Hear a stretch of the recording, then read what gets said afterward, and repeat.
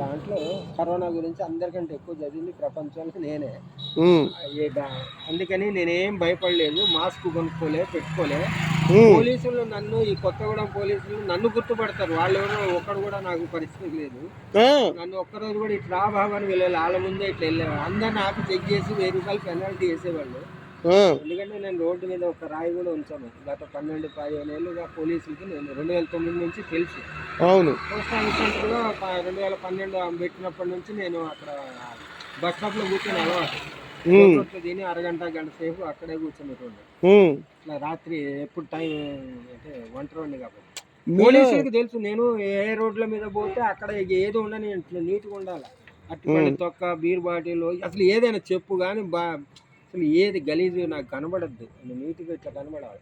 రాళ్ళు ఉంటే కాళ్ళతో కొడతా, మరి పెద్ద రాళ్ళు ఉంటే చేత్తో ఎత్తేస్తా, దూరంగా ఎత్తేస్తా. అది కూడా మీలాంటి వాళ్ళకి మళ్ళీ ఇబ్బంది కలగకుండా నేను నా ముందు కానీ నేను పోయిన తర్వాత నన్ను మీరు తిట్టుకోవద్దు, ఎవడు పడేసాడా ఏం చేసాడా అని. మన ఏరియాలో పోలీస్ వ్యవస్థ ఎలా ఉంది? నేను అటువంటి విషయాల మీద ఇప్పుడే కామెంట్ చేయను, కానీ అది పెద్ద సబ్జెక్టు. అయితే నన్ను పోలీసులు ఎవరు పిలిచేవాళ్ళు కాదు. ఎందుకంటే